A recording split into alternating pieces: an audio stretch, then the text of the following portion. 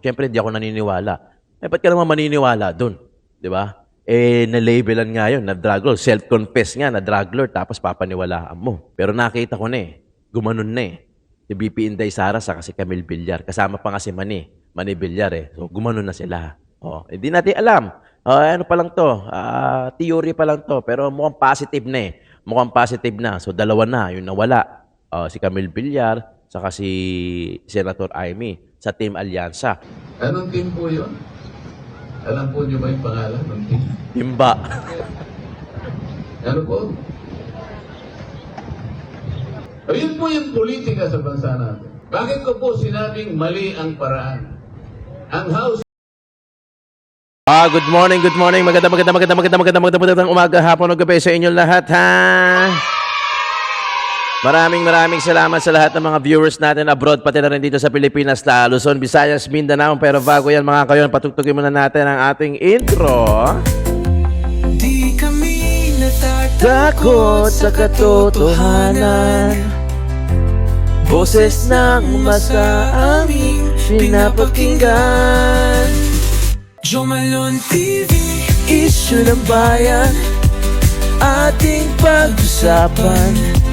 Tunay na balita, walang kinakampihan. Sumasalapit sa katotohanan lamang, para sa mamamayan.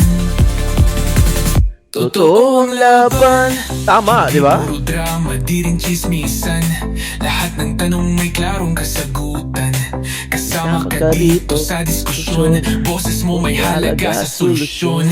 Laging alerto, mapagmatya. Truth ang hanap, di kami natitinag. Walang palusot, walang gayaan. Tunay ang serbisyo, diretsong usapan. Jomalon TV, issue ng bayan, ating pag-usapan. Tunay na balita, walang kinakampihan. Sumasalapit sa katotohanan lamang, para sa mamamayan. Totoo ang laban, walang kulay, Yes. walang kampi. Yes. Balita, talakayan, katotohanan. Para sa bayan. Alright. Maraming salamat at magandang umaga sa inyong lahat. Today is April 14, araw na naman ng Lunes. Isang shoutout, isang like and share naman para sa video natin at masaya na tayo doon. Okay? Kahapon, na nangyari kasi, nasira yung camera natin. Hindi ko alam kung yung memory card, siguro o sa init, dahil nung mga nasa kaduluduluhan na, medyo nasira na yung video. Pero yung boses nare-record. Ang problema kasi sa camera na ginagamit ko, dito, makikita mo siya, nagsasalita ka. Pero pagka kinuha mo na yung memory card, transfer mo na sa laptop, hindi, doon ko na nakita na naggaganong-ganon na pala. So, wala tayong picture kahapon. Pero yung boses meron.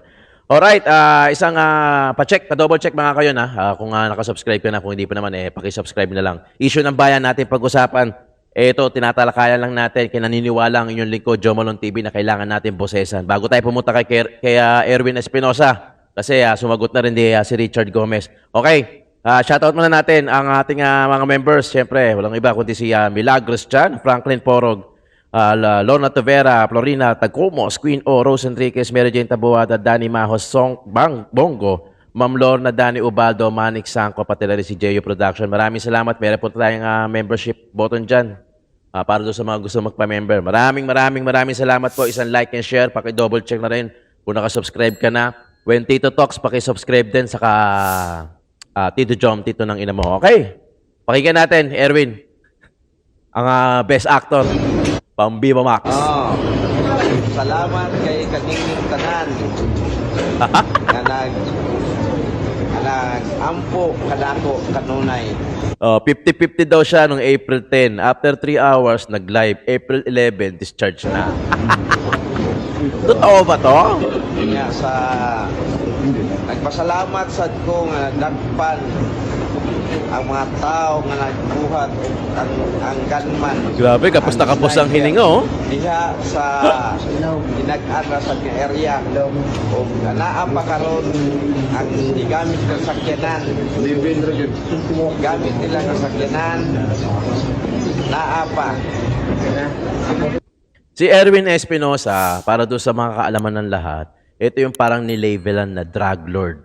Tapos, tumatakbo siya sa Albuera, Leyte bilang pagka-mayor. Okay? Tapos, Villarreal, doon sa campaign rally, ayun na nga, di ba? Nag-50-50, tapos nakapag-live, tapos nakapag-press con pa. O, di ba? Tapos, ito yung sagot ni Richard Gomez. Kasi dinawit ni Kerwin Espinosa si Richard Gomez. Ilang beses niya binanggit si Richard Gomez, pati na rin si Lucy Torres. O, ito ang sagot ni Richard Gomez. Do not believe somebody like him who has no credibility and a self-confessed drug lord.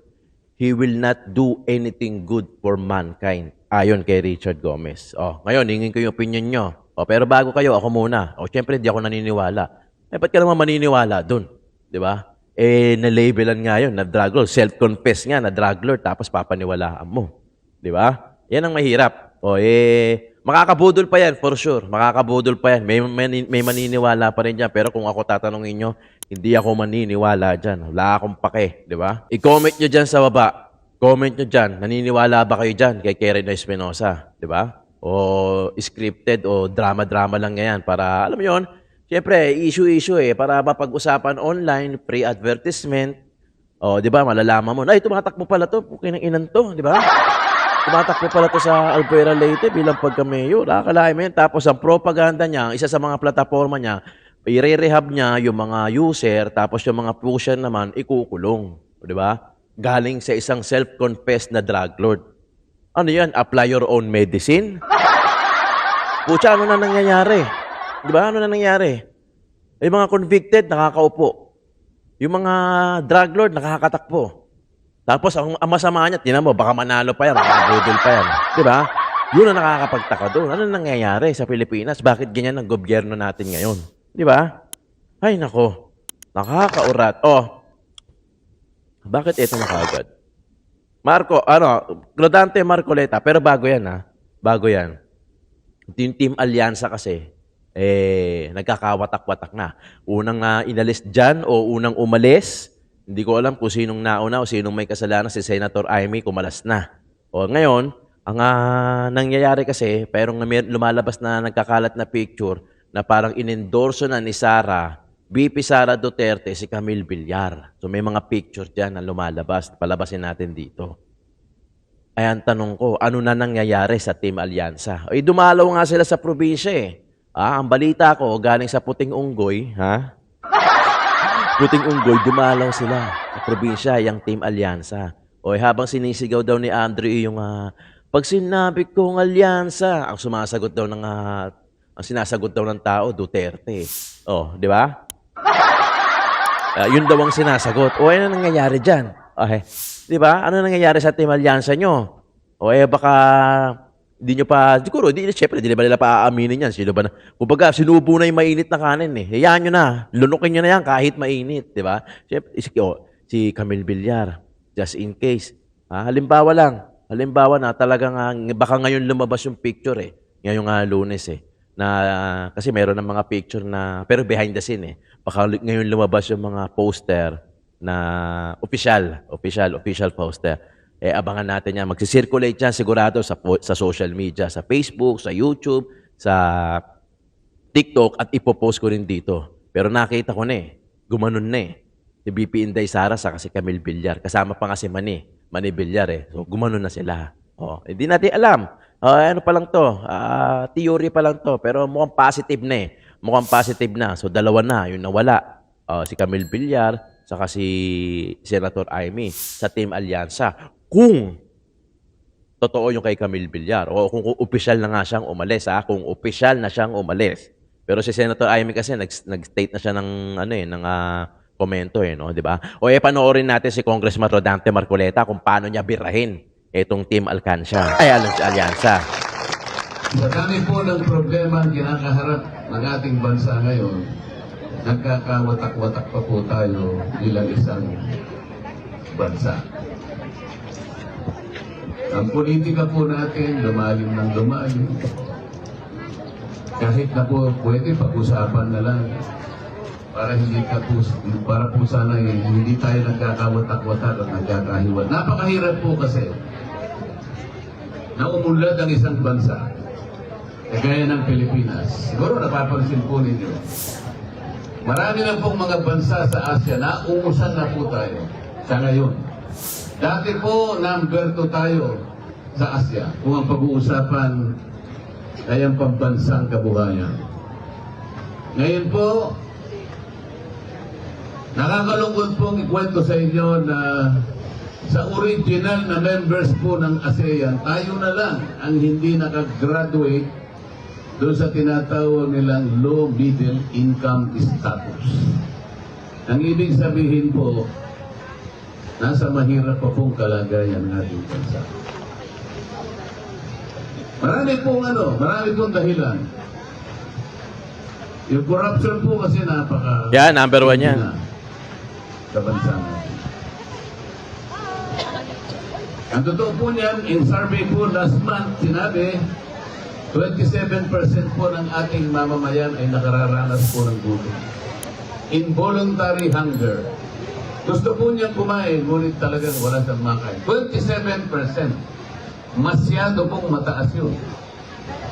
Sa bilang po natin na 119 million Filipinos ngayon, ang 1% lang ang hindi makakain, malaking bagay na po. Mataas na po. Nakakaawa na po yun. Hindi 1%, 27% ang nakakaramdam po ng gutom. Pinakamasakit po siguro na mangyari sa isang pamilya. Yung ama ng tahanan, makikita niya ang anak niya. Matutulog siya. Gutom. Walang laman ang kanyang Yon. sikmuro. Pinakamasakit para sa isang magulang ang ganun po. Pero hindi ganun ang gusto niyang mangyari. Hindi ganun ang gusto niyang iwanan na kalagayan ng kanyang pamilya. Gusto niya pagdating ng tamang panahon, yung pinakamahirap na pamilya sa ating bansa, gusto niya makahulag po siya sa tali ng kahirapan. May dignidad ang isang Pilipino kahit gaano man kahirap ang kanyang kalagayan. Dapat sana, yun ang pagsikapan ng pamahalaan na gawin. Yun ang i-prioritize natin. Hindi puro quadcom na lang. Quadcom dito, quadcom doon. Quadcom dito, Tricom Yung doon. magaganda pong panukalang batas na gusto nating gawin, ibaba ang presyo ng kuryente, hindi man lang nadinig kahit minsan. Pero yung Quadcom, kahit anong araw, puro na lang sila ang binibigyan ng pagkakataong tinggin ang isang bagay na hindi ko malaman kung saan patungo. Saan po ba patungo? Grabe. Nagigits niya mga kayon. Isang Nagigits niya. tao lang ang tinatarget nila, yung dating Pangulo ng Republika. Alam po ninyo ang nangyari. Yung kanyang anak na Vice President, in-impeach. Wala pong kasalanan ng Vice President. Sasabihin ko po sa inyo, sapagkat yung paraan ng ginawa nila na pag-iimbestiga ay hindi tama. Bakit po? Inimbestiga yung tinatawag na confidential funds. Yan. Tinanong ko po sa mga kasama ko, ilan po bang opisina ng ating pamahalaan ang tumanggap ng confidential funds? Ang meron, confidential fund. Tinanong ko po yung COA. Sabi ng COA, sa ngayon po, 2024, over 400 offices and agencies of government tumanggap sila ng confidential funds. At bawat isa sa kanila ay meron ding notice sa Commission on Audit sapagkat kailangan nilang mag-submit ng mga iba't ibang papeles para mag-validate ang paggasta ng kanilang pondo. O kung gano'n, bakit yung opisina lang ng Vice President ang tinawag? Yan. Isolated case, di ba? Bakit nag-iisa lang na siya lang ang sinuri? Ang Anong gagawin mo nakakapagtaka. sa 400 offices? Libre na sila, ganun ba? Ayun po yung politika sa bansa natin. Bakit ko po sinabing mali ang paraan? Ang House of Representatives po, wala po silang pananagutan na sila po ang mag-audit at magsuri ng pagkakagasta ng kabang bayan. Hindi po namin gawain yun. Ang gawain namin, gumawa, maglatag ng batas para sa benefit ng lahat ng mamamayan. Ang meron lamang pong mandato, otoridad, na mag-audit, repasuhin ang lahat ng record ng paggasta ng pera ng bayan, Commission on Audit. Nag-uumpisa lang po yung Commission on Audit na tingnan yung accounts ng Office of the Vice President. Ang sabi po ng House of Representatives, ibigay mo sa amin yung papeles na nire-review nyo, na ino-audit nyo sa Vice President. Kami na ang magpapatuloy ng ginagawa ninyo. Tama po ba yun? Hindi po tama yun. May kanya-kanya pong pananagutan ng bawat opisina ng ating pamahalaan. May kanya-kanyang jobs Kung description, yung kumbaga. pong gawain ng Commission on Audit, hindi pa po pinal yun. Hindi final. Lahat po ng binigyan ng Audit Observation Memo or Notice of Disallowance or Notice of Charge, appealable po lahat yun. Assailable, questionable. Pwede silang pumunta hanggang sa kataas-taas ang hukuman. Para sa ganon ay ilaban yung paggasta ng kanilang pondo. Bakit po nung kami na ang magsuri, hindi na nga namin hindi na nga namin gawain yung pag-audit. Nung magtatanong na sila, final and executory na kagad. In-impeach nila yung Vice President. Hindi po ganito ang paraan. Kaya po nagkakawatak-watak ang ating bansa. Ang ating Vice President ay ibinoto po ng mahigit 32 million. 32 million. Tatanggalin mo na lang ng ganun, basta-basta. Tinanong ko na po ito sa maraming lugar. Tatanungin ko rin po kayo. Yan. Bayad po ba kayo na tanggalin ng Vice President?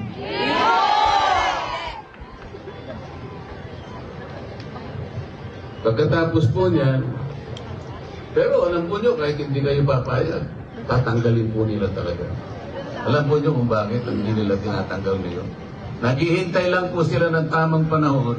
Pag marami po silang senador na may papanalo, tuloy-tuloy na pong tatanggalin ang Vice President. 16 votes, ha? Kasi ang kailangan pong senador na boboto, 16. 16 votes, Sa ngayon po 2/3. siguro natatansya nila, baka wala silang makuhang 16, kaya maghihintay sila muna. 16 votes para makonvict si VP Inday Sara. 16, 2/3 ng 24 na Senado. Pag nakakuha Senador. po sila ng 16 o higit pa, tanggal ang Vice President. Ito po ang mangyayari. Naniwala po kayo. So, pagkatapos po, hinuli nilang bigla yung dating Pangulo. Alam na po ninyo, nabilisan, hinuli, dinala sa Villamor Air Base, at pagkatapos isinakay sa aeroplano, dinala sa malayong lugar. Upang doon ay litisin, upang doon ay hatulan ng isang hukuman na hindi na kinikilala ng ating bansa sa ngayon sapagkat nag-withdraw na tayo doon sa Rome Statute. Yan po yung nangyari. Meron pong team ng senador ngayon. Tanungin po ninyo sila. Tanungin nyo sila, yung team na yun. Hindi po kasali sa team na yun. Tanungin ninyo, bakit hindi kayo kumikibo? Ano bang masasabi ninyo sa pagkakahuli at hindi sila sasagot. Di ba? Parang walang nangyari. Di ba ba? Snub. Hindi sila sasagot. Subukan po yung tanong yan. Ano ang masasabi mo sa ginawang madaliang pagdakip, arbitrary, irregular, illegal, na biglang paglipat ng Pangulo sa Netherlands? Hindi po sila magsasagot. Tanungin nyo bakit nagkaganyan po yung ating kabuhayan. Hindi na sasabihin sa inyo. Anong team po yun? Alam po nyo ba yung pangalan ng team? Timba. Ano po? Lo, bakit hindi nila alam? Anong pangalan po ng team? Ano po? Bahala na po kayo kung anong pangalan ng team nila. Basta ako po, hindi ako kasama sa team nila. Pero gusto nyo ba na ang dating Pangulo'y hatulan nila doon sa Netherlands, samantalang meron po tayong umiiral na hustisya sa ating bansa. Gusto nyo po? Open po, umiiral, umaandar, gumagana ang ating hustisya. Ang ICC hindi niya pwedeng gawin yun. Pwede lamang manghimasok ang ICC sa isang bansa na katulad ng ating bansa kung ang hustisya ay hindi na umiiral o ayaw pa iralin. Hindi po ganun ang sitwasyon natin. Magmula sa pinakamababang hukuman hanggang sa kataas-taasang hukuman ng ating Korte Suprema, gumagana po, umiiral. Bakit po ganun ang ginawa? Kung sakali po na nagkasala ang Pangulo, nagkasala kunwari, usigin po natin siya.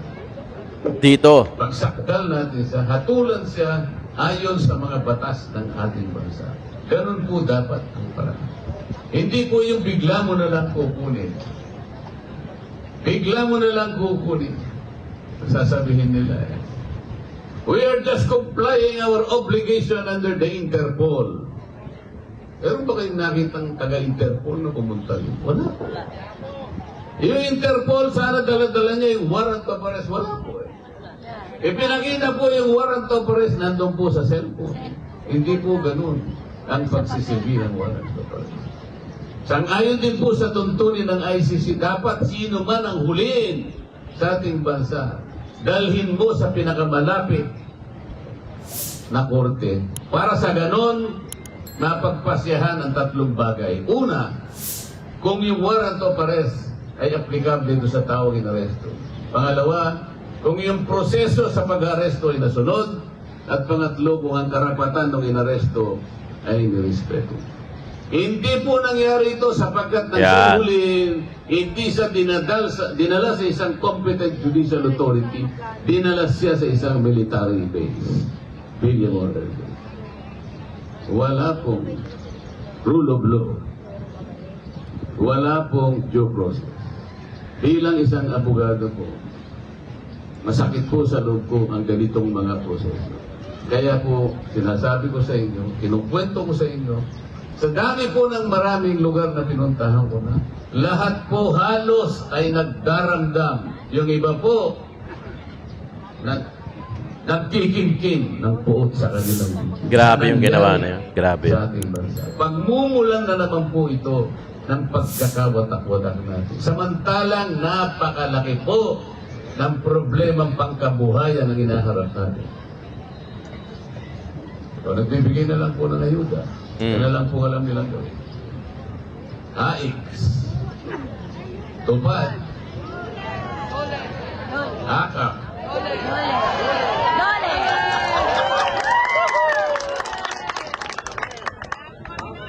Lahat po ba nabibigyan ng ayuda?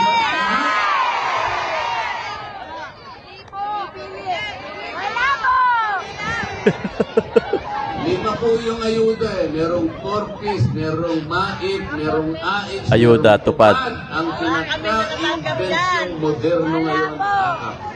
AKAP.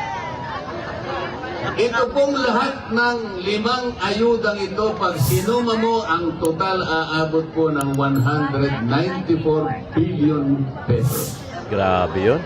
Ito Diba? pong perang ito dapat ang mabibiyayaan hindi bababa sa 27 million na mahirap na Pilipino. Ulit, 194 billion dapat ma-target, dapat mabigyan ito, makinabang, hindi bababa sa 27 million Pilipinos. Ito po kasi ang pinakamahirap. Wala pa pong 10% sa nabibigyan. Kung wala pang 10% sa nabibigyan, saan napunta yung pera? Sa bulsa! Ito po yung sinasabi ko sa inyo sa matinding corruption na nangyayari sa atin. Yung iba naman po, hindi pa buo yung binigay. Halimbawa, yung AIX, pinapirma lahat. Halika kayo rito. Yung kanilang paborito. Halika kayo. Eh, paano pa yung bahay? Kayo na lang halika rito. Pumirma kayo rito. Pirmahan nyo, pirmahan nyo. Hindi buo ang binibigyan. Alam po ninyo, ganito po ang gawin natin. Huwag na natin pag-usapan natin, pero ganito po ang gawin natin. Hindi po kasi mabuting paraan yung ayuda para sa ganon ay iligtas sa kahirapan ang mahihirap nating mga kababayan. Predatory governance Hindi po na yun naman. ang paraan. Ang ayuda po, ibibigay lang pag-emergency. Nasunugan, Yes. tinamaan ng bulkan, Pandemya. binaha, binagyo. Lahat po ng emergency situations po, ugaling Pilipino, tulungan natin. Pero hindi po siya paraan. Lalong-lalo na kung darating sila rito. Mga senador po ang sinasabi ko, ha? Wala po akong kinalaman sa lokal. Ang senador ang sinasabi ko. Pag lumapit sila sa inyo sa iba't ibang paraan, o ito po yung, yan, ito. Totoo yun. Ninyo, nandyan na yun. Totoo yan. Pero makikiusap ako sa inyo, huwag po kayong magpapasalamat sa kanila. Sapagkat ang binibigay nila sa inyo Pera ay nyo. sarili ninyong pera. Totoo yan. Marami akong na-experience din na ganyan.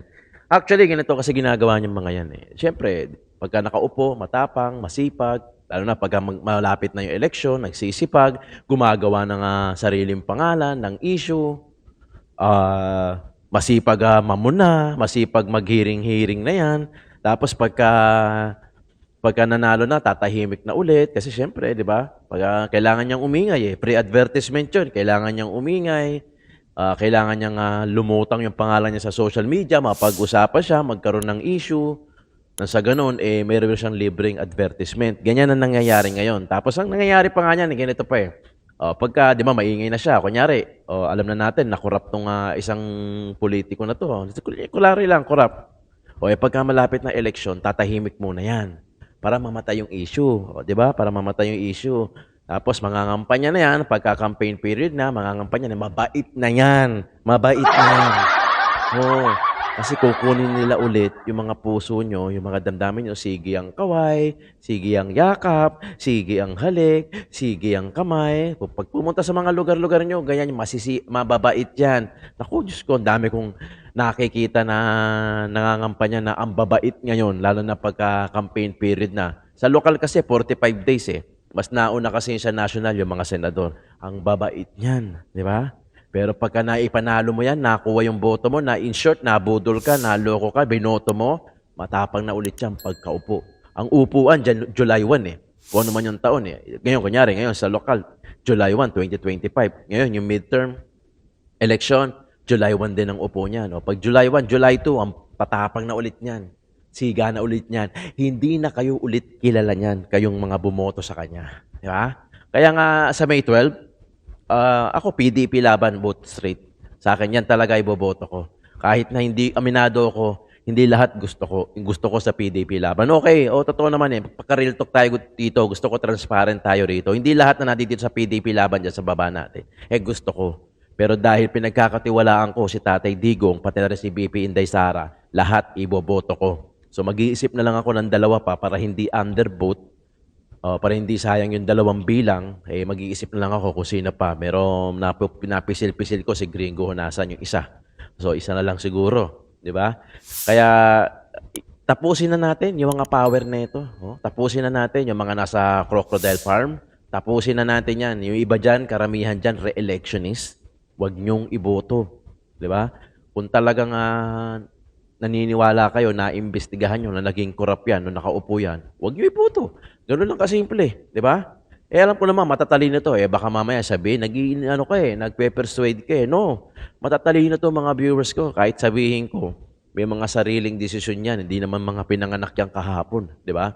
Alam nila kung sino iboboto nila. Pero iisa ang goal natin dito, protektahan si BP Inday Sara. Anong sinabi ni Rodante Marcoleta? 16 votes. 2/3 ng 24 na senador ang boboto para makonvict si BP Inday Sara. 16, that's 2/3 ng 24 na senado. So, ang kailangan natin, siyam. Dahil yung 9 plus plus 16 mo is 25. So, sobra na. O just to make it sure, 10. Ito, iboto nyo. At least, sigurado tayo, hindi nila makukumpleto yung 16 votes. 10. O, ando doon pa si Robin. O, meron na tayong sure ball na isa. Diba? O, meron na tayong sure ball na isa. O, ilan na lang kailangan natin. Diba? Kung tutusin nga, 8 lang eh. Pero sige, siyam, 10. 10, papasukin natin para siguradong hindi makonvict si VP Inday Sara. Yun ang unang step. Pangalawang step niyan, tatakbo si VP. Pagka hindi na na-convict si VP Inday Sara, sigurado 2028 tatakbo yan sa pagka-presidente. O, pagka nakaupo na si VP Inday Sara, tatrabahuhin niya na yan para maging maginhawa yung Pilipinas. Makatikim naman tayo ng ginhawa. Kasi walang niya puro pahirap ewan ko sa inyo lalo na sa mga bagong pasok sa atin dito. Kung makakapasok man kayo rito, madudumaan naman ito sa newsfeed nyo. Siguraduhin nyo lang na yung iboboto nyo talaga makakatulong sa Pilipinas. Hindi yung makakatulong para lalong humirap ang Pilipinas. Kailangan pataas. Kailangan makatikim tayo ng ginhawa. Hindi yung tulong na lalong nagpapahirap sa Pilipinas. Ngayon, ang babait niyan Sigurado ako nakikita nyo na yan, dumadaan sa bahay nyo, sa barangay ninyo, sa lugar ninyo, kaway-kaway yan, bato-bato ng damit, bato-bato ng sombrero. Yan ang mga favorite na pinamimigay niyan di ba? Wag nyo ipakita ng halaga nyo sa damit lang. O kaya, bigyan kayo ng, magbigay man yan ng kung magkano. Wag. Mas importante yung 3 years, 6 years na makakatikim tayo ng ginhawa. Maliit na bagay lang yan. Kung tutuusin nga, pera nyo na yan di ba? Maraming salamat. Joe Malone TV, issue ng bayan natin pag-usapan. Tunay na balita, walang kinakampihan. Sumasalamin sa katotohanan lamang. God bless po.